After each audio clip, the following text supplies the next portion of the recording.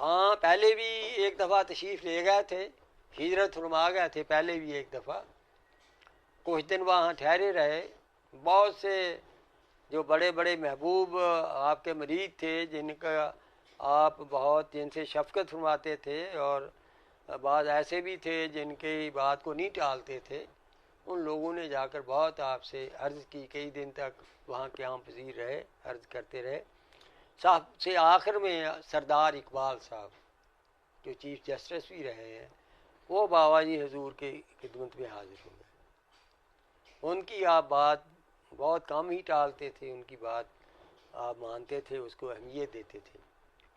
उन्होंने जाकर बहुत ही एक दिन पूरा लगाया, सारा दिन वो रिक्वेस्ट करते रहे, जी मैं तो आप मेरा ये मानेंगे, ये मेरी रिक्वेस्ट, मेरी ये अर्ज़ मानेंगे, मेरी ये मन्नत मानेंगे तो मैं तो फिर जाऊंगा।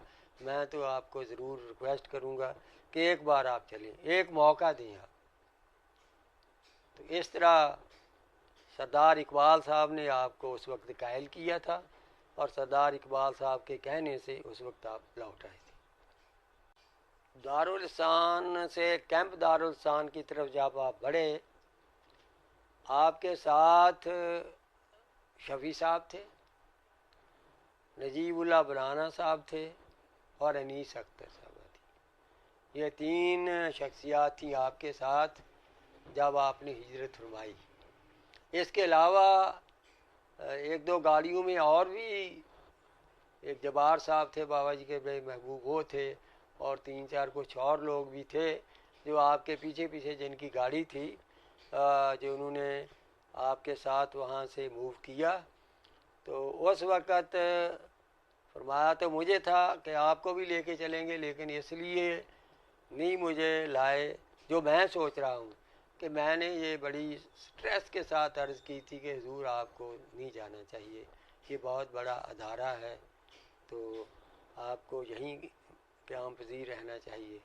तो इसलिए फिर खामोशी से मुझे बताए भी बगैर ही मुझे नमाज का हुक्म दिया और फिर हिजरत कर ले। इसलिए तो मैं उस वक़्त नहीं आ पाया था साथ, मुझे फिर वहीं छोड़ आए, और वहाँ मेरी ड्यूटियों के लिए वहीं वो मेरी ड्यूटियाँ मुझसे लेते रहे, तबलीग की, मदरसे की, और इमामत व खिताबत वगैरह की। बाबा जी हुजूर यहाँ जब हिजरत की, तो हिजरत करने के बाद आपने इसका नाम पहले अल मुस्तफ़ी दारुल इहसान रखा, फिर बाद में इसे कैंप दारुल इहसान का नाम दे दिया। तो ये कैंप दारुल इहसान से मरूफ था। मसरूफियत तो आपकी तीन ही काम थे, ज़िक्र, तबलीग और खिदमत खल्क़। तबलीग का सिलसिला भी आपका जो था ना, वो सोबत सिलसिला था। कलाम तो बहुत कम फरमाते थे, कोई खामोश रहते थे। आपकी सोबत ही जो है वो, और नज़र कामल जो है, वही आदमी की सोच बदल देती थी। जो आपकी बारगाह में एक बार हाज़िरी दे देता, आपकी ज़ियारत कर लेता, फिर उसे कभी ना नमाज छूटती, ना हसनात से दूर जाता, यानी उसकी सोच ही आपकी ज़ियारत से बदल जाती, फ़िक्र बदल जाती, मामूलात बदल जाते। आपकी सोबत ही तबलीग का बहुत ज़रिया था। दूसरा था कि आपने ये मजाल से ज़िक्र फ़ी जिस्मुल वजूदुल बरकत एक किताब लिख रखी थी, जिसमें आपके बहुत से वज़ाइफ थे, बहुत तवील लिस्ट है वो वज़ाइफ की।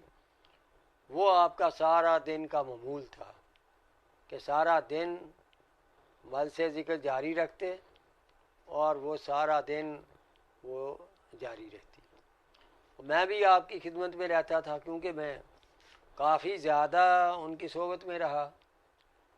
वो किताब अमूमन दिया करते थे किसी साहब को कि पढ़ें, पढ़ के ये जो है ना इशारा करते थे अगला, फिर वो अगला इसम बोल देते किताब से देख कर, फिर किसी जिसको किताब दी होती अगला इशारा करते, अगला इसम बोल देते, क्योंकि मेरा रोज़ाना पढ़ पढ़ के मुझे हिफज हो गए थे वो सारे। फिर आपका मामूल ये हो गया था, फिर कम किसी को किताब देते थे आम दिन के वक्त। सुबह सुबह तो अगर मैं ड्यूटी पे होता तबलीग पे का, जब उसके बाद मजलिस होती तो फिर उन्हें पता था कि ज़फ़र को ज़बानी याद है, वो इशारा करते, मैं अगला लफ्ज़ बोल देता था, फिर वो इशारा करती, मैं अगला लफ्ज़ बोल देता। इस तरह वो जो है वो आप सारा दिन मामूलात और ये अज़कार जारी रखते। ये किताब जो है ये मजाल से ज़िक्र फ़ी जिस्मल वज़ूल बरकत आपने सब को नहीं दी। आप कहते थे कि इसके सब मुतहम्मल नहीं हो सकते, सिर्फ चंद आदमियों को दी थी, जिनमें से मुझे तो अवलीन सूरत में ही जब छप के आई तो देख दी। और जब इसको आप तालीफ़ फरमाया करते थे, मैंने बहुत बार सुना है, अंदर आपका काफ़ी वक़्त लग जाता, तो आप फरमाते हजूर अक़दस सल्लल्लाहु अलैहि वसल्लम का ख़ास काम कर रहे हैं, हजूर सल्लल्लाहु अलैहि वसल्लम का ख़ास काम जो है वो सारा अंजाम दे रहे हैं। तो इस तरह आपने ये किताब जो है अज़कार की तरतीब दी थी, और वही अज़कार हमेशा आपने जारी रखे, और आज भी आपके मज़ार पर वही किताब जो है वो जमातों के पास होती है। जमातें जितने दिन भी रहती हैं उसी किताब से वो सारा दिन वहाँ पर और सारी रात अल्लाह का ज़िक्र जारी रखती हैं। और इस तरह आपका मामूली ज़िक्र रहा, और आपकी दुनिया से वसाल फरमाने के बाद भी आपका यही मामूल रहा। और इसके साथ मुझे ये हुक्म दे रखा था कि आपने रोज़ाना आधे घंटे के लिए तबलीग करनी है। उस वक्त फिर जमात ज़ोहर के बाद आधे घंटे के लिए मेरे आप सुपुर्द कर देते, तो फिर आधे घंटे के लिए मैं जमात को तबलीगी लेक्चर देता था। और इस तरह ये तबलीग का काम भी वहाँ रवां दुआ था।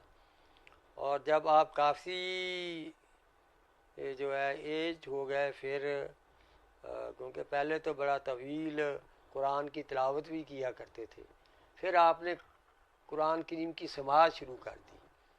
वज़ाइफ से जो टाइम बचता, उस किताब के वज़ाइफ कराने से जो टाइम बचता, उस वक्त आप मतवातर कुरान करीम की जो है टेप लगी होती, और आप मतवातर आप उसकी समाअत करते रहते।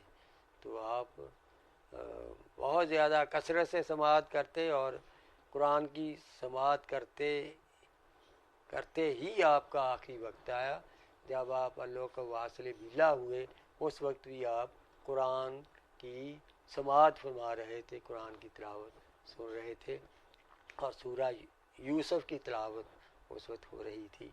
तो प्योर आप 3 कामों हुए महबूब मुनहमिक रहे, ज़िक्र, तबलीग और खिदमत। और ये अमूमन फरमाया करते थे ज़िक्र, तबलीग और खिदमत खलक कभी कभी और कहीं कहीं इकट्ठे होते हैं। जहाँ ये इकट्ठे होते हैं वहाँ बरकत हो जाती है। बाज़ लोग वहाँ इतना आप खर्च करते, कल के लिए कुछ भी ना रखते थे। बाज़ लोग ये सोचते आप सोना बनाते हैं, आपने फरमाया नहीं, हमारा सोना यही ज़िक्र, तबलीग और खिदमत खलक है। इसकी बदौलत ही हमारे अल्लाह साहब को देता है और